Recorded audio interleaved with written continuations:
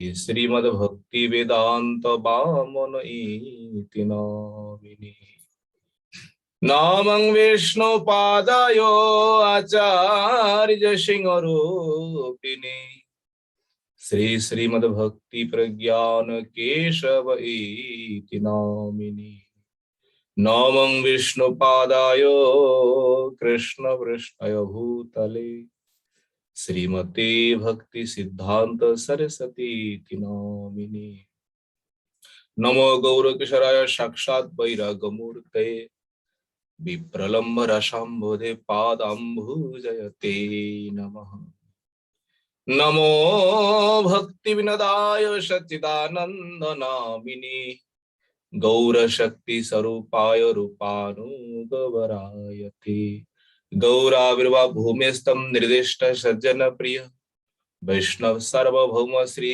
जगन्नाथ वाञ्छा कल्पतरुभ्यश्च कृपा सिन्धुभ्यैव च पतितानां पावनेभ्यो वैष्णवेभ्यो नमो नमः नमो महावदन्याय कृष्ण प्रेम प्रदायते कृष्णाय कृष्ण चैतन्य नाम्ने गौरतिषे नमो हे कृष्ण करुणा सिंधु दीनबंधु जगत्पति गोपेश गोपिका कांत राधा कांत नमोस्तुते तप्त कांचन गौरांगी राधे वृंदावनेश्वरी वृषभानुसुते देवी प्रणमामि हरि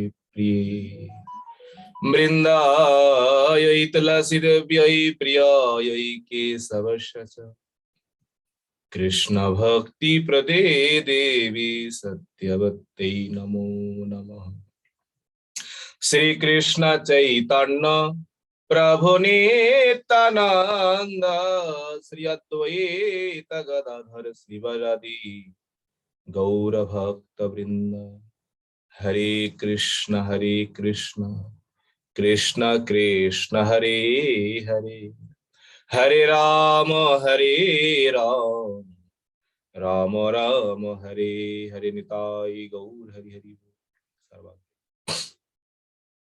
मध्य गुरुपाद पद्म जगत गुरु नितलावश्रम विष्णुपाद अष्टो शत श्री श्रीमद् भक्ति वेदांत श्री बामन गोस्वामी गुरु महाराज चरण कमल में इदास अधम का स्पष्टम दंडवत प्रणाम तत्पश्चात मध्य शिक्षा गुरुपाद पद्म परम पूजनीय परम वंदनीय श्री गोवर्धन दास बाबा जी महाराज जी के चरण कमल में इदास अधम का यथा योग दंडवत प्रणाम समागत भक्त बिंद समागत मातृबिंद अब सबके चरणों में इदास अधम का यथा योग। आज परम पवित्र तिथि है, भगवान रामचंद्र की आविर्भाव तिथि है।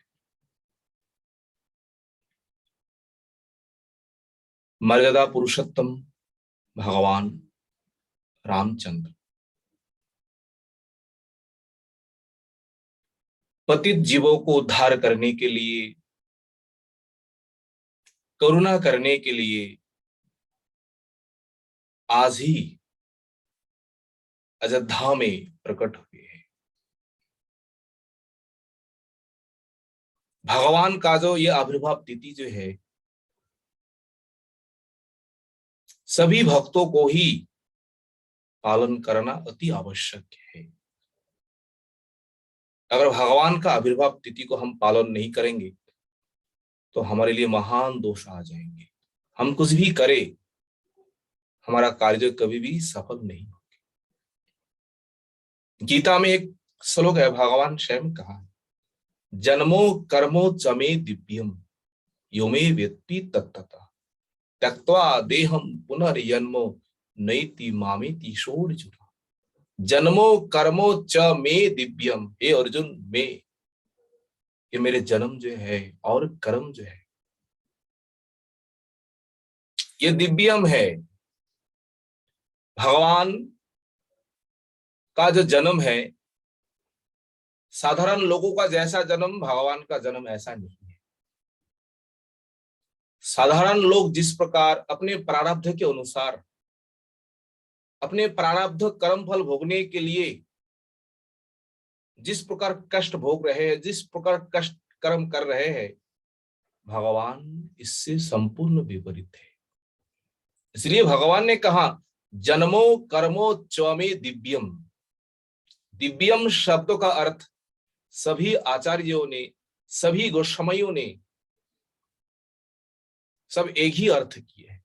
शंकराचार्य, आदि गुरु शंकराचार्यों ने भी इन दिव्यम शब्दों का अर्थ अपराकृत, किसी ने अलौकिक, ऐसे करके व्याख्या किया है।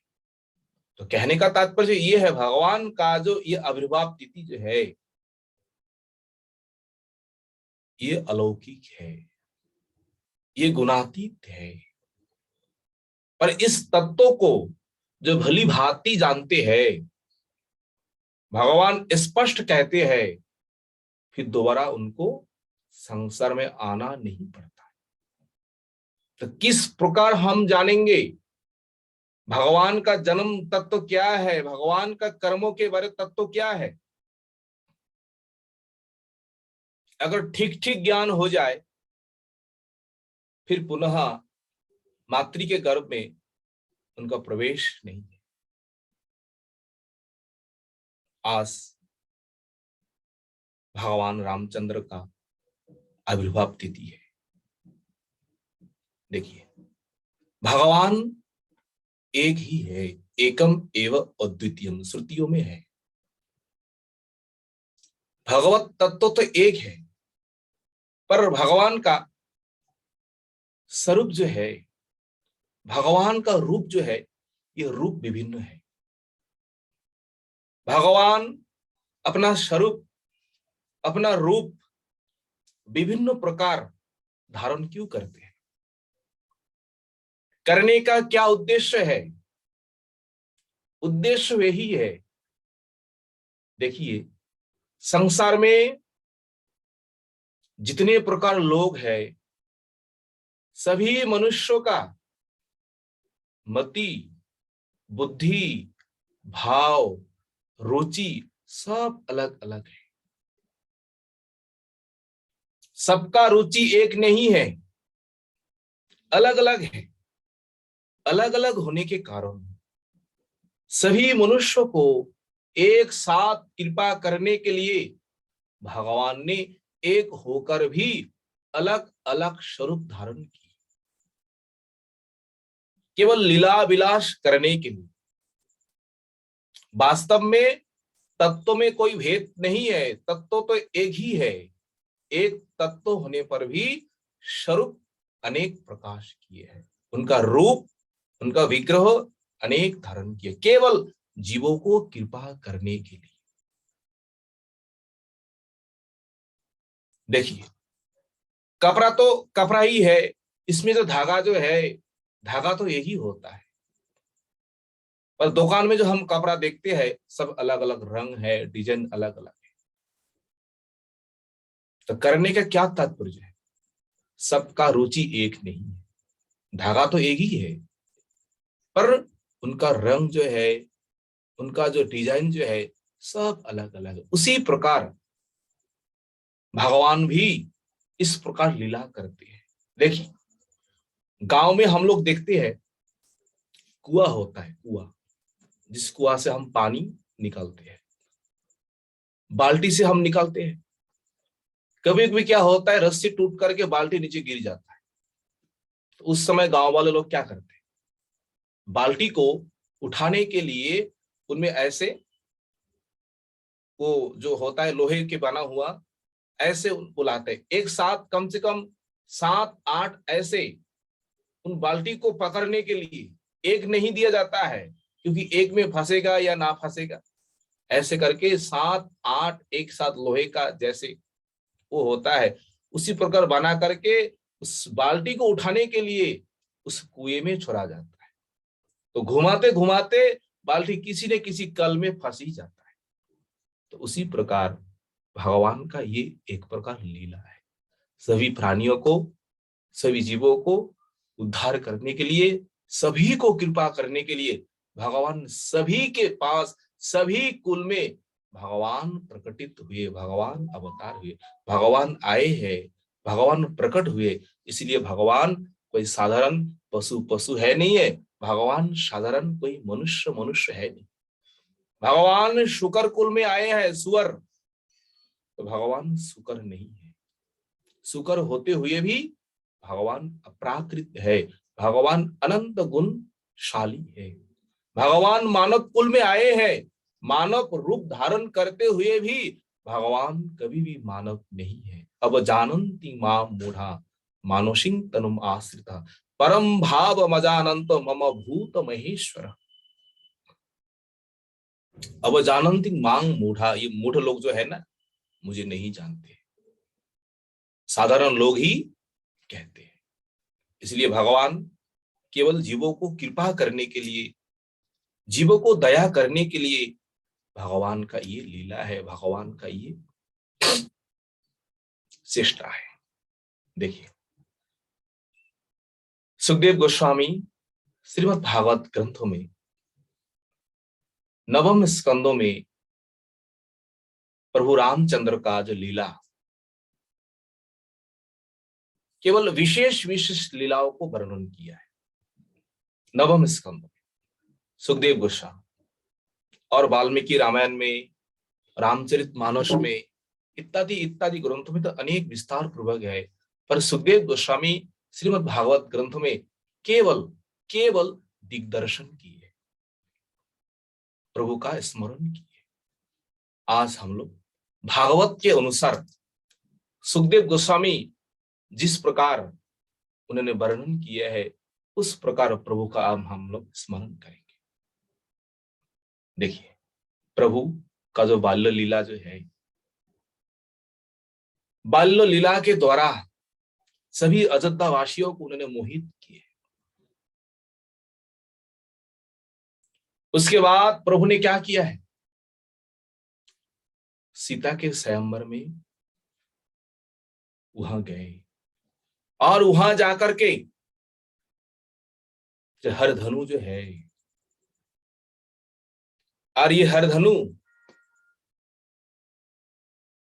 उस हरधनु को उठाने के लिए उस समय जो पहलवान लोग जो है, बलवान लोग जो, कम से कम 100 लोग चाहिए, और सीता के स्वयंवर में वही हरधनु को रखा गया है। इन हरधनु को जो भंग करेंगे वही सीता को प्राप्त करेंगे, वरण करेंगे। अनेक राजा लोग आए हैं देश विदेशों से, पर हरधनु को कोई कुछ कर नहीं पाए। केवल प्रभु राम ने ही एक हाथों से धनुष को उठाया, उठा करके उसमें जा लगाया, फिर अनायास से खेलते खेलते अवलीला क्रम से उस धनु को सबके सामने दिखंडित किया, और सभी ने आश्चर्य हो गए, ये बालक है, बालक होते हुए भी इस प्रकार कार्य जो किया,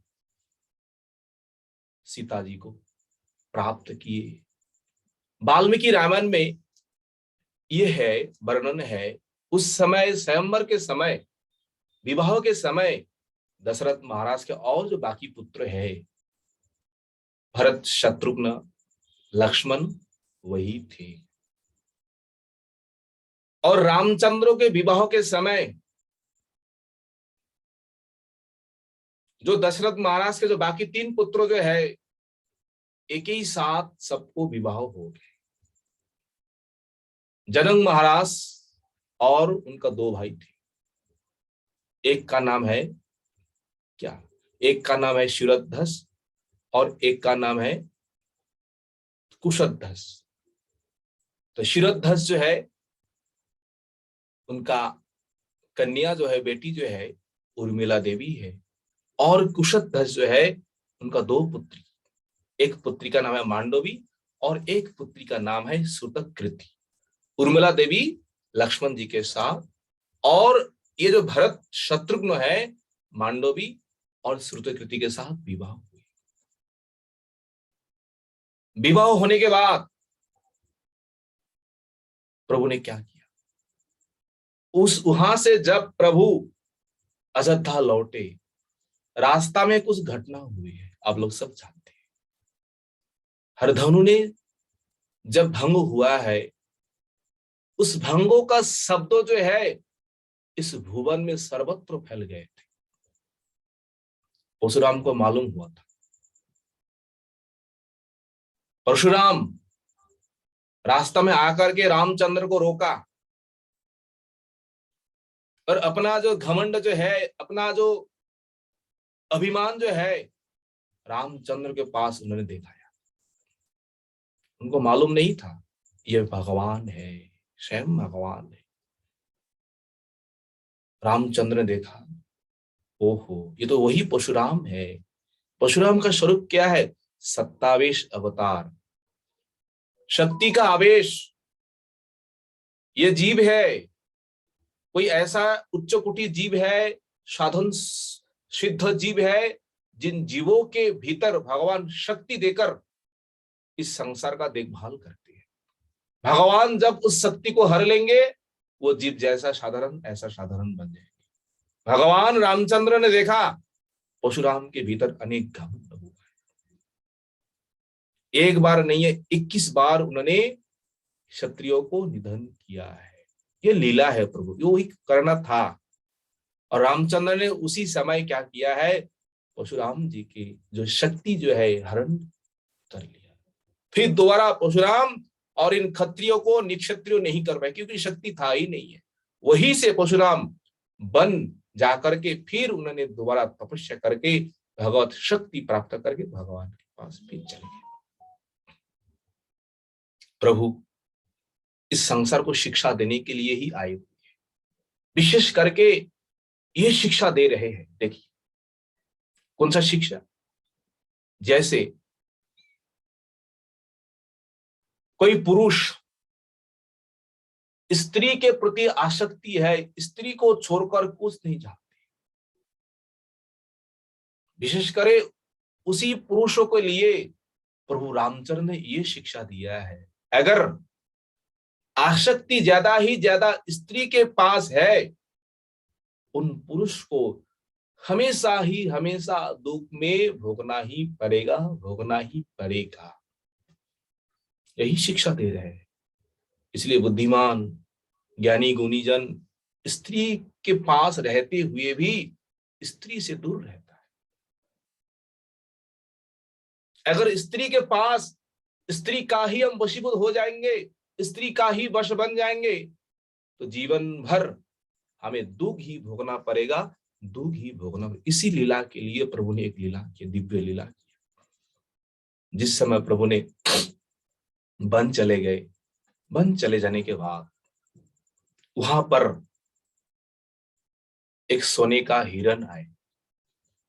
किसने भेजा? रावण ने भेजा। ये माया हिरण है। और सीता, मां सीता देखकर उसी हरिण हिरण को पाने के लिए इच्छा किया। तो प्रभु ने इच्छा पूरा करने के लिए हिरण के पीछे गए, भागे। सब माया ही था। और लक्ष्मण भी प्रभु की इच्छा के अनुसार प्रभु के पीछे गए। और इधर आकर के रावण ने क्या किया? रावण ने मां सीता को हरण करके अपने लंका ले गए। और प्रभु ने जब सुना ये घटना हुआ, सीता हरण हो गए, तब प्रभु उस समय जो दुख प्रकाश किया, जो विलाप किया, ये केवल जगत को शिक्षा देने के लिए। वास्तव में प्रभु ऐसा विलाप, उनमें ऐसा दुख है ही नहीं। ये तो केवल लोग दिखाने के लिए। यही लीला को देखकर माता पार्वती जो है ना, माता पार्वती के मन में एक बार संशय हुआ, संदेह हुआ। अपने प्रभु से कहा, शंकर जी से, क्या प्रभु ये रामचंद्र स्वयं भगवान है? अगर भगवान है तो अपनी पत्नी के लिए, एक स्त्री के लिए इस प्रकार विलाप कर रहे हैं। क्या उनको मालूम नहीं है सीता कहाँ है? भगवान शंकर ने कहा है, देवी है तो भगवान, पर केवल मनुष्यवत लीला कर रहा है, केवल मनुष्य को शिक्षा देने की। पर इन वचनों पर देवी पार्वती के मन में वो संशय वो नहीं गया। परीक्षा करने के लिए देवी पार्वती ने प्रभु राम के सामने आए। किस रूप धारण करके? सीता की रूप धारण करके। प्रभु रामचंद्र सीता के विरह में व्याकुल होकर के इधर उधर भटक रहा है, हा सीते कह करके। और सामने देवी पार्वती ठीक सीता की रूप धारण करके प्रभु राम के पास आए। प्रभु देखते ही पहचान गए, ये कौन है? ये तो देवी पार्वती है। तो सामने अनेक बार इधर उधर आए गए, पर प्रभु राम ने उधर मन नहीं गए, क्योंकि जानते हैं ये देवी पार्वती है, क्योंकि अंतर्जामी है। जब ने देवी देखा, प्रभु तो हमें कोई देख ही नहीं रहा है, हमको तो कोई पूछ भी नहीं रहा है। अगर सीता के विरह में ऐसे विरह करेंगे तो हम तो सीता का रूप ही धारण करके आए, तो मुझे देख करके क्यों मुझे मेरे पास नहीं आ रहा है? तो देवी को ही मालूम पड़ गया कि भगवान है, भगवान रामचंद्र है। जब शंकर जी के पास गए, शंकर जी के पास भी अनेक घटना हुआ है, शंकर जी ने भी स्वीकार किया नहीं है, क्योंकि माँ सीता का रूप धारण किया है। माँ सीता जगत जननी है, लक्ष्मी स्वरूपिणी है। फिर उन स्वरूप को, उन पार्वती को फिर दोबारा शंकर जी ने स्वीकार किया। अनेक लीला है, केवल जगत जीव को शिक्षा देने के लिए, केवल जगत जीव को ये शिक्षा देने के लिए प्रभु ने ऐसे लीला किया। देखिए चैतन्य चरितामृत में एक लीला है। चैतन्य महाप्रभु जब दक्षिण भारत उद्धार करने के लिए वहां गए, दक्षिण भारत में प्रभु राघवेंद्र का एक परम भक्त है, पर प्रभु राघवेंद्र के ऊपर, प्रभु राम के ऊपर उनका अगाध श्रद्धा है, निष्ठा है। राम का भक्त तो है। किसी ने मजाक किया उनके साथ, अरे तुम तो राम का भक्त हो, तुम्हारे राम का जो पत्नी जो है सीता को है, सीता को तो रावण असुर उन्होंने हरण करके ले गए। जब राम भक्तों को ये कथा बार बार सुनना पड़ता है, तब उनके भीतर बड़ा दुख हुआ है, कष्ट हुआ है। ऐसा दुख, ऐसा कष्ट, कष्टों के कारण, दुख के कारण वो बेचारा भोजन पानी भी छोड़ दिया। उसी समय महाप्रभु वहां गए। महाप्रभु जाकर के उन भक्तों से कहा है, अरे तुम किस लिए ऐसे दुख कर रहे हो, शोक कर रहे हो? भक्तों ने उसी सब कथा कहे। प्रभु ने कहा, नहीं है, रावण कहाँ तमोगुनी असुर है, और माँ सीता ठाकुरानी कहाँ त्रिगुण के अतीत है, लक्ष्मी स्वरूपिणी है, भगवान राम का वक्ष विलासिनी है। उन रावण, दुष्ट रावण ने सीता को दर्शन भी कर नहीं पाए कभी जीवन में, और हरण करना दूर की बात है। बोले हाँ प्रभु, बोले हाँ, सीता को रावण कभी भी दर्शन कर नहीं पाए, स्पर्श करना, हरण करना तो दूर की बात है। ये कथा जो है महाप्रभु ने उदाहरण देके कहा है, किस ग्रंथों में है? वेदव्यास द्वारा लिखित 18 पुराणों में एक कूर्म पुराण है। उन कूर्म पुराणों में ये घटना विवरण है। महाप्रभु के मुख से जब भक्तों ने सुना, तब भक्तों का जो मन का दुख जो है, मन का कष्ट जो है, दूर हो गए। देखिए प्रभु राम की लीला में भरत का चरित्र कैसा अद्भुत है। ये केवल शिक्षणीय है, सबके कल्याण के लिए। भाई के साथ भाई का कैसा मिल होना चाहिए, कैसा संबंध रखना चाहिए। भरत ने क्या किया, भरत का जीवन क्या है। देखिए, जिस दिन प्रभु वन चले गए उसी दिन से भरत ने अपने मां को कभी भी मां करके संबोधन किया ही नहीं। जिन माता ने जन्म दिया है, इसमें क्या दोष नहीं है? बोले बिल्कुल दोष नहीं है। जो जगत पिता है, जगत पति है, भगवत सेवा के लिए, भगवान के सुख में जो इस प्रकार बाधा डालते हैं, वो हमारे लिए संसार में कोई है नहीं। भागवत में एक श्लोक है, वो श्लोक क्या है? गुरुर न शस्यात् स्वजनो न शस्यात्, पिता न शस्यात्, जननी न शस्यात्, दैवं न तत्स्यात्, न पतिश्च शस्यात्, न मोचेत यह समुपेत मित्यु। वो हमारे लिए गुरु गुरु है नहीं है। कौन गुरु? बलि महाराज जी का जैसा गुरु है। अरे स्वयं भगवान वामन रूप धारण करके बलि महाराज के पास भीख मांगने के लिए आए, और बलि महाराज जीवन भर जिन भगवान को दर्शन करने के लिए, जिन प्रभु को पाने के लिए उन्होंने दान ध्यान सब कुछ कर रहा है, और वही प्रभु आकर के हाथ फैलाया।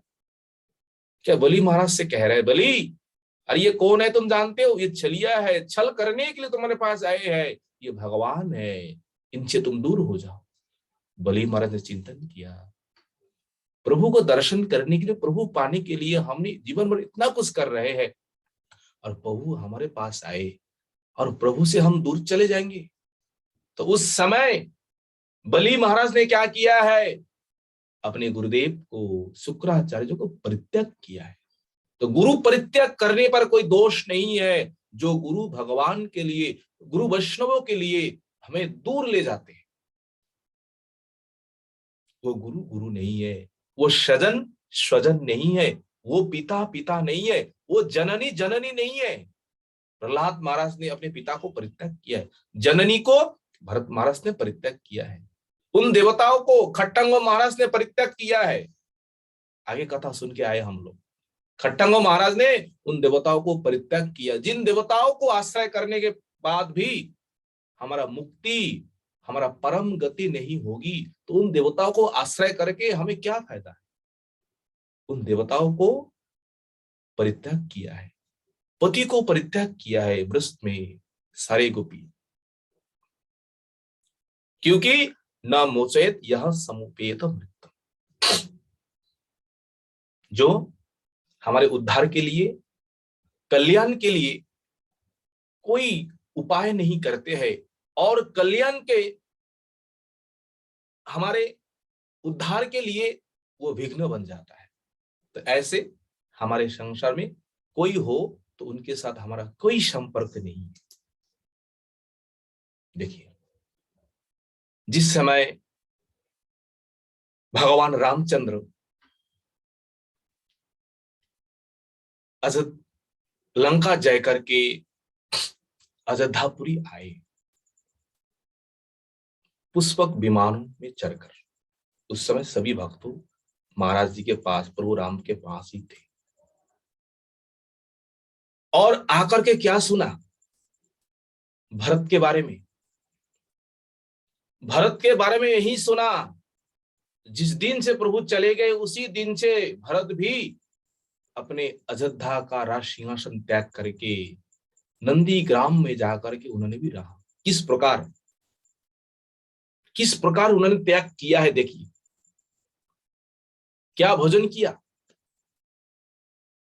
गाय जो है ना, गायों को जो गेहूं खिला करके, वो गेहूं जब गोबर के साथ निकालते थे, उस गेहूं को चुन चुन करके, उसी को उबाल करके, उसी को खा करके जीवन धारण किया। जीवन में कभी वस्त्र धारण किया नहीं है, बल्कि जीवन में कभी भी ये जो केश जो है इनको संचालन किया नहीं है, जटा जुटा धारण किए हैं। कभी भी वो खाट में, पालंग में सोए नहीं है, मिट्टी में ही शयन किए हैं।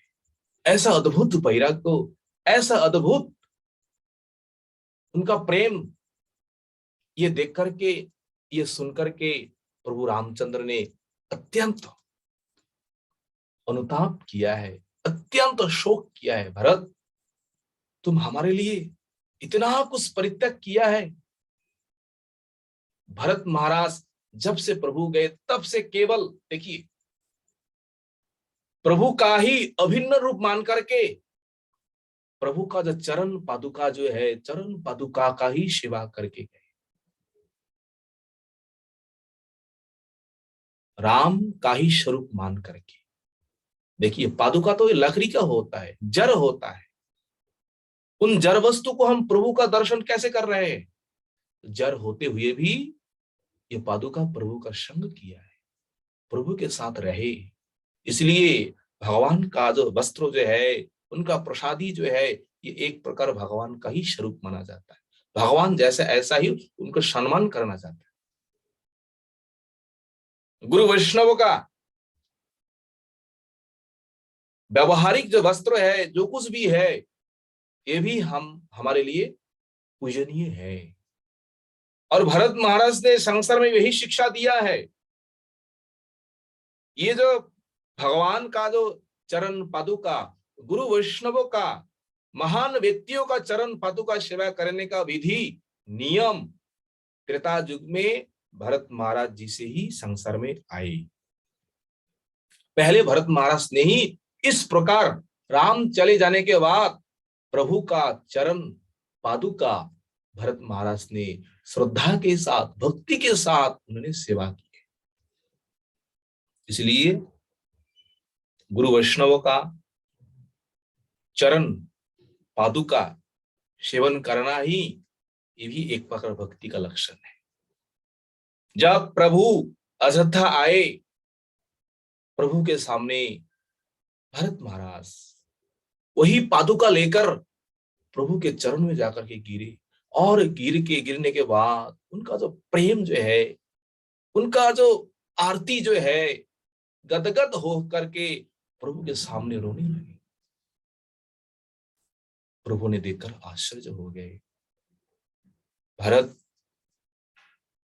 तुम्हारे भीतर इस प्रकार भाव, इस प्रकार तुम्हारा भावना है, इसलिए इन सभी चरित्रों से, लीलाओं से केवल हमें शिक्षा ही लेना चाहिए, केवल शिक्षा ही लेना चाहिए।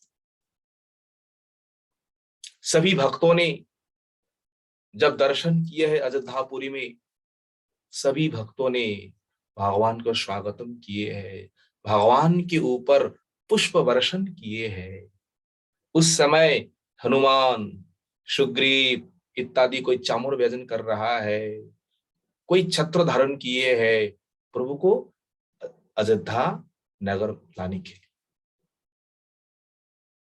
इस प्रकार प्रभु का ऊपर भरत का प्रेम देखिए।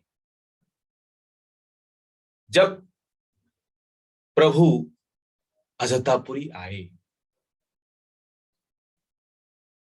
प्रभु अपने राजत्व करते समय प्रजा के सुख के लिए प्रभु ने क्या नहीं किया। अब सभी प्रजा के मन जानने के लिए प्रभु ने एक दिन गुप्त रूप से इधर उधर, आज इस गांव में, कल उस गांव में जाकर के उन प्रजाओं का मन की भावना सुन रहे हैं। एक दिन क्या हुआ, इस प्रकार सुनते सुनते किसी गांव में गए, और उसी गांव में एक धोबी और एक धोबा, और खूब करके उन दोनों के बीच में झगड़ा हो रहे हैं। झगड़ा प्रभु ने सुनकर आश्चर्य हो, अरे ये तो है पति पत्नी, तो पति पत्नी होते हुए भी दोनों के भीतर ऐसा झगड़ा। अच्छा, जाकर तो देखूं उनका विषय क्या है। झगड़ा तो संसार में सबके पास, सबके भीतर, सबके साथ, परिवार में, संसार में होते ही रहते हैं। तो प्रभु ने विषय सुनने के लिए जब गए, तब जोर जोर से वो धोबा जो है ना, धोबी से कह रहे, देख धोबी, मैं वो राम नहीं हूं जो राम नहीं। क्या किया है, अपनी पत्नी को लंका का जो रावण है असुर ने हरण करके ले गए, फिर भी उन्हीं स्त्री को ला करके प्रभु फिर दोबारा अपने संसार में है। मैं ऐसा नहीं हूं, अपने दोनों के साथ ऐसा कोई गड़बड़ है, इसलिए कह रहा है आज से मैंने तुमको त्याग किया है, कभी भी तुमको मैं स्वीकार करूंगा नहीं है। मैं ऐसा राम नहीं हूं दोबारा तुमको उठाकर ला करके फिर मैं तुम्हारा साथ संसार करूंगा। प्रभु के भीतर ये कथा सुनने का बहुत बड़ा दुख हुआ। देखिए, प्रजा के मन में ऐसा संशय है, प्रजा के मन में ऐसा कटुक्ति है। प्रभु ने सभी प्रजा को सुखी करने के लिए तुरंत प्रभु ने उपाय किया है। क्या उपाय किया है आप लोग सब जानते ही है। उस समय माता सीता गर्भवती, और उसी समय माता सीता को प्रभु राम ने केवल प्रजा सुख के लिए वनवास दिए। और एक घटना किसी महात्माओं के मुख से हमने सुने हैं, वनवास जाने का कारण क्या है। माता सीता जब लंका से आए, अयोध्या में है, आस पड़ोस की जो स्त्रियां हैं, महिलाएं हैं, तो मां सीता के पास आकर बैठती थी, आपस में वार्ता भी करती थी। और एक दिन सभी महिलाओं ने माता सीता से कही, अच्छा जब रावण ने तुम्हें हरण करके ले गए, तुम लंका में गई, तो उस समय वो रावण कैसा था। हम लोगों ने सुना है उनका 10 मस्तक है, तो वास्तव में रावण देखने में कैसा है, हम लोग तो कभी देखा ही नहीं है, तुम तो देखे है ना। तो अगर उनका कुछ रूप तुम वर्णन करेंगे या अंकन करके चित्र बना करके दिखाएंगे, हम लोग देखेंगे रावण कैसा था। तो उन स्त्रियों की बात सुनकर के माता सीता ने क्या किया है, पृथ्वी के ऊपर उन्होंने अंकन करके दिखाया, ऐसे ऐसे रावण है, ऐसा ऐसा उनका शरीर है। और ऐसे करते करते माँ सीता ने वही आलस्य उस कारणवश वहां से चले गए, या वही नींद में आए। तो उसी समय रामचंद्र वहां आए और आकर के देखा सीता माँ के सामने ऐसा चित्र है, पड़े हुए है। तो इन संशयों को दूर करने के लिए, सभी प्रजाओं को सुखी करने के लिए प्रभु ने क्या किया है, प्रभु ने प्राण प्रियतमा सीता माँ को उन्होंने वनवास भेज दिए। कहां पर, वाल्मीकि की आश्रम में। देखिए, प्रभु केवल यानों की मां को ही उन्होंने त्याग नहीं किया है, प्रभु लक्ष्मण को भी उन्होंने परित्याग किया है। ये दिखाता है संसार में किस प्रकार हमें रहना चाहिए, अपना वाक्यों को किस प्रकार पालन करना चाहिए। एक समय क्या हुआ है, ब्रह्मा जी प्रभु के पास एक दूत भेजा है, और वो कौन है, वो साक्षात काल है, प्रभु रामचंद्र के साथ बात करने के लिए। पर उस बातों में इस नियम था, जिस समय प्रभु वो दूत जो है काल के साथ बात करेंगे, है तो साधु के वेश लेके आए, तापसी जैसे तपस्वी है, उस बातों को ना तो कोई सुनेंगे ना तो कोई देखेंगे। अगर कोई भूल से ही जाकर के देखे या सुने, तत्क्षणात उस व्यक्ति को मृत्यु दंड दिया जाएगा। ये विधि था। तो प्रभु क्या करेंगे, प्रभु अंदर महल चले गए, और उस महल के सामने लक्ष्मण ही पहरेदार के रूप में है, रक्षा के रूप में है। कोई भी आएंगे, इस समय प्रभु के पास हम जाने नहीं देंगे। देखो प्रभु का क्या इच्छा लीला है। और लक्ष्मण है, उसी समय कहां से दुर्वासा ऋषि आए अत्यंत उग्र रूप में, और आ करके कहने लगे इसी समय प्रभु राम से मुझे मिलना है, प्रभु से कुछ बात है। लक्ष्मण देख रहा है इस समय अगर दुर्वासा ऋषि को रोका जाए, रोक दिया जाए, क्रोध के कारण अगर अभिशाप दे दे, तो अभिशाप के कारण मुझे भस्म होना है, मुझे शरीर त्याग करना है, इसमें हमें कोई बाधा है नहीं है, कोई दिक्कत है नहीं है। पर प्रभु के कोई दुख नहीं आना चाहिए, प्रभु के ऊपर कोई कष्ट नहीं आना चाहिए, भले ही हमें कुछ हो जाए, इससे हमारा कोई परवाह नहीं है। इस भावना के लिए देखिए प्रभु के पास लक्ष्मण गए, और जैसे गए सामने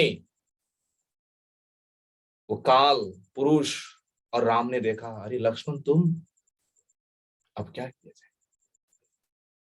लक्ष्मण को किस प्रकार वध करेंगे राम,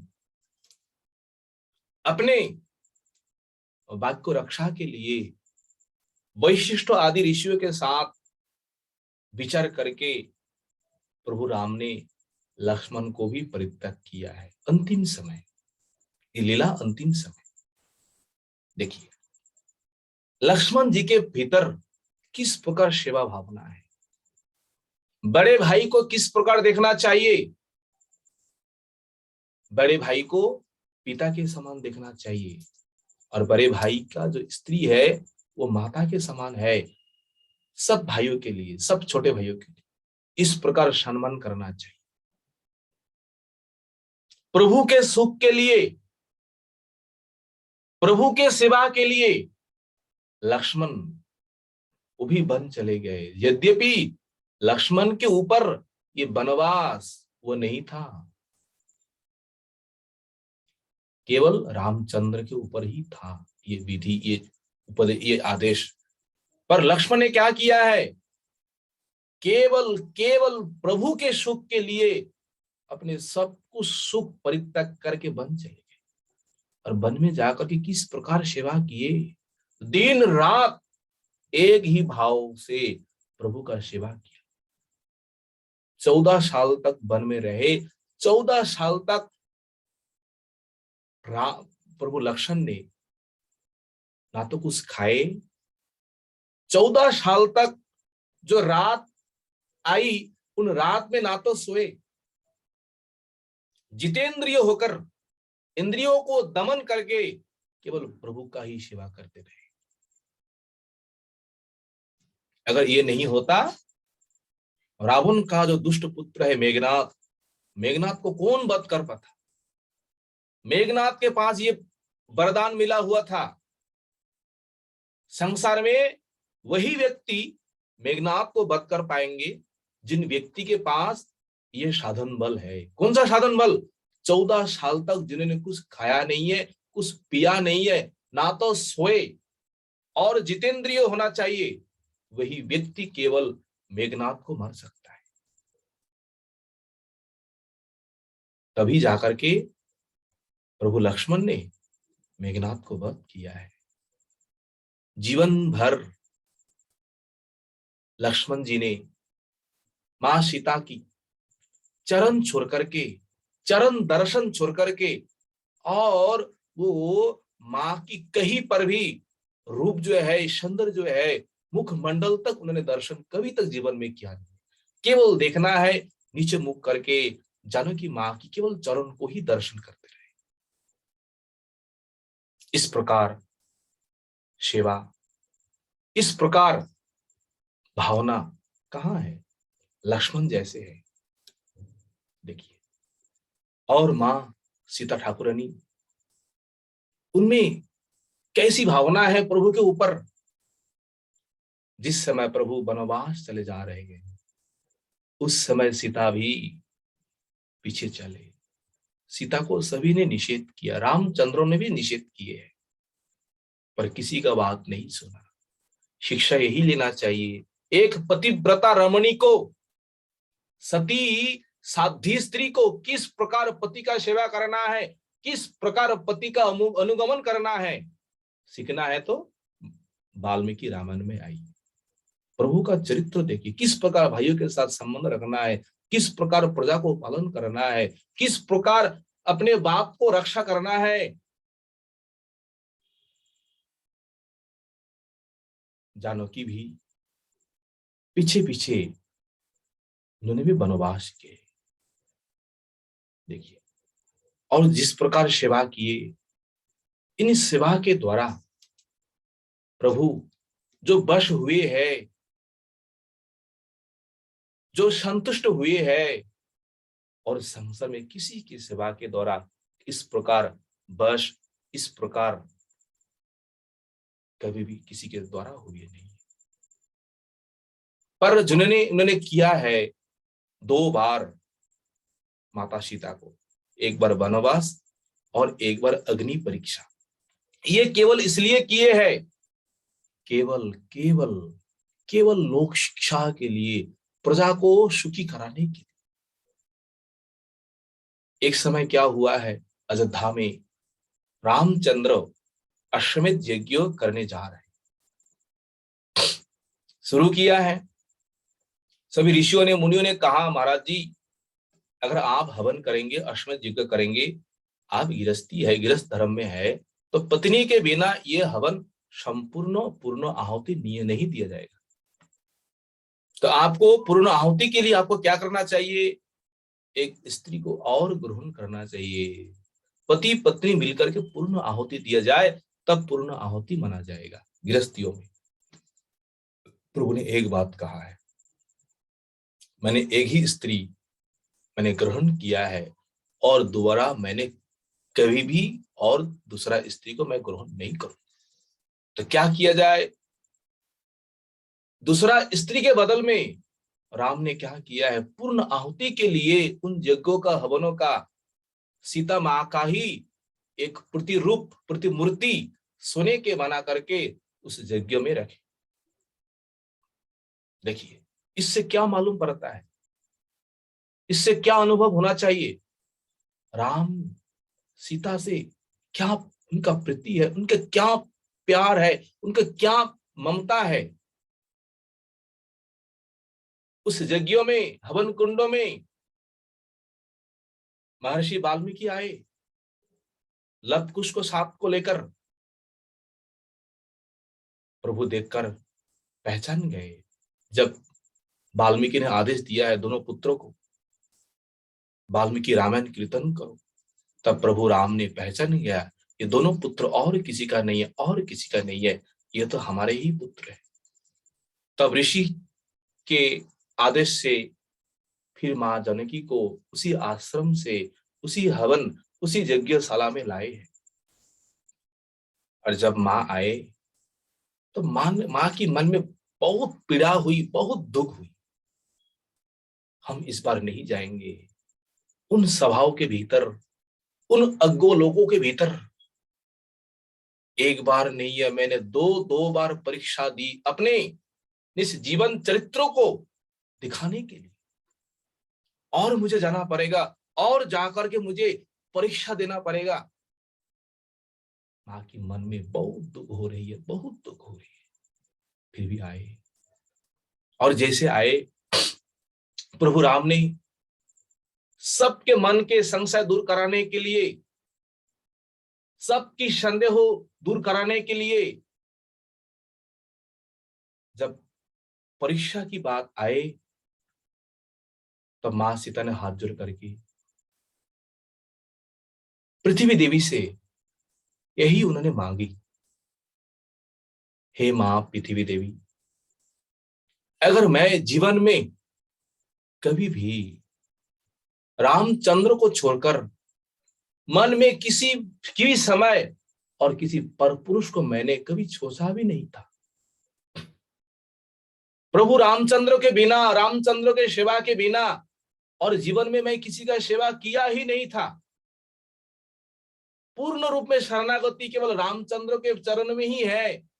अगर ये वास्तव में सत्य हो जाए, सत्य हो जाए, हे मां पृथ्वी, तुम मुझे दिखंडित होकर के मुझे मार्ग दो, मुझे आश्रय दो, मुझे स्थान दो।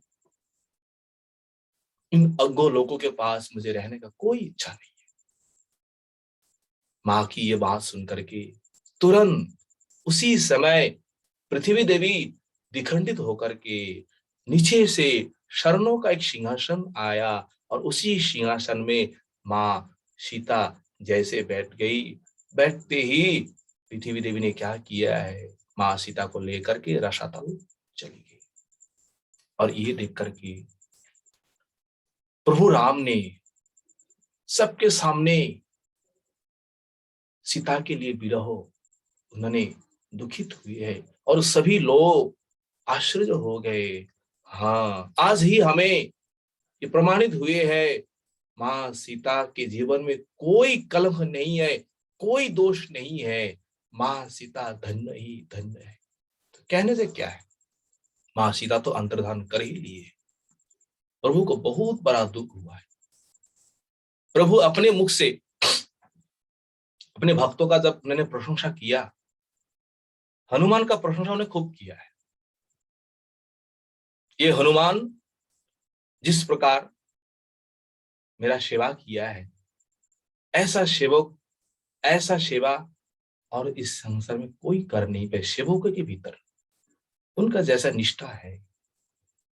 देखिए चैतन्य चरितामृत में महाप्रभु की लीला में महाप्रभु जब लीला करने के लिए आए तो परिकर के रूप में हनुमान भी वहां आए, मुरारी गुप्त के रूप में। और मुरारी गुप्त तो हनुमान का ही अवतार है। तो मुरारी गुप्त का निष्ठा प्रभु राम के चरणों में ही है। एक दिन महाप्रभु परीक्षा के लिए, अपने इष्ट देव की परीक्षा के लिए हनुमान से कहा, हनुमान मुरारी गुप्त से, मुरारी गुप्त एक बात सुनो, संसार में सबसे श्रेष्ठ स्वयं अवतारी, स्वयं रसरास, स्वयं रसिक शेखर कृष्ण का भजन करना ही श्रेष्ठ मार्ग है, यही सबसे उत्तम है। आज तुम भी आज से रसरास रसिक शेखर ये नंदनंदन कृष्ण का ही सेवा करो। इसमें जो सुख है और कहीं पर भी सुख है नहीं है इस भजन में। मुरारी गुप्त ने हाँ कर दिया महाप्रभु के सामने, हाँ प्रभु आज से हम करेंगे। पर जिस दिन घर गए उस रात सो नहीं पाए, चिंतन करते करते हम प्रभु को कैसे छोड़ेंगे, राम जी को हम कैसे छोड़ करके कृष्ण के पास आएंगे। फिर सुबह उठ करके महाप्रभु के चरणों में आकर के गिर पड़ा और गिर पड़ के मुरारी गुप्त ने कहा, क्या कहा, प्रभु आप तो जो कहा वो तो ठीक है, पर मैं कभी जीवन में अपने इष्ट देव को, अपने प्रभु को हम छोड़ नहीं पाएंगे। चैतन्य चरितामृत में ये वर्णन है, रघुनाथेर पाए मुई बेसी असो माथा, कारिते ना पारी माथा, मने पाई व्यथा। श्री रघुनाथ चरण छाड़ानो ना जाए, करो आज्ञा तब आज्ञा भंग है, की करी उपाय। मुरारी गुप्त ने इस प्रकार जब महाप्रभु के चरणों में निवेदन किया, महाप्रभु ने अत्यंत संतुष्ट होकर के क्या कहा, यही होना चाहिए। देखिए ये भगवान का अनेक अवतार जो है, जो शास्त्रों में वर्णन है, राम है, नृसिंह है, भगवान है, कृष्ण है, तो वही वही पर जिनका निष्ठा है, आप लोग उसी निष्ठा के अनुसार प्रभु का सेवा करिए, प्रभु का भजन करिए, वही से हमारा उद्धार, वही से हमारा कल्याण हो ही जाएगा। केवल रसगत भेद से, लीलागत भेद से प्रभु का ये अनेक रूप है, प्रभु का अनेक स्वरूप है। वास्तव में तत्व को तो विचार में कोई भेद है नहीं। जो राम वही श्याम, केवल लीला में, रस में, गुण में अंतर है और तत्व में कोई भेद नहीं है। इसलिए तत्वगत में कोई भेद नहीं करना चाहिए। अगर तत्वगत में भगवान के साथ और किसी भगवान को हम भेद दर्शन कराएंगे तो इनमें महान दोष आएंगे, तो इसी दोष के कारण हमें पतन हो जाएंगे। अंतिम में भगवान रामचंद्र के चरणों में हम सभी मिलकर प्रणाम करेंगे। श्रीनाथे जानकी नाथे चा भेदे परमात्मनि, तथापि मम सर्वस्यम राम कमल लोचने। तथापि मम सर्वस्यम श्री राम कमल लोचने। हम सबके सर्वस्व है, पति है, रक्षक है, पालन करता है प्रभु राम। प्रभु रामचंद्र के चरणों में प्रणाम है, निवेदन है। आज इसी कथा के साथ समय भी हुई है, सभी भक्तों के चरणों में इदाश अधम का दंडवत प्रणाम। कथा के बीच बीच में अनेक भूल त्रुटि जो कुछ भी हुई है, आप सभी भक्त क्षमा कर दीजिए।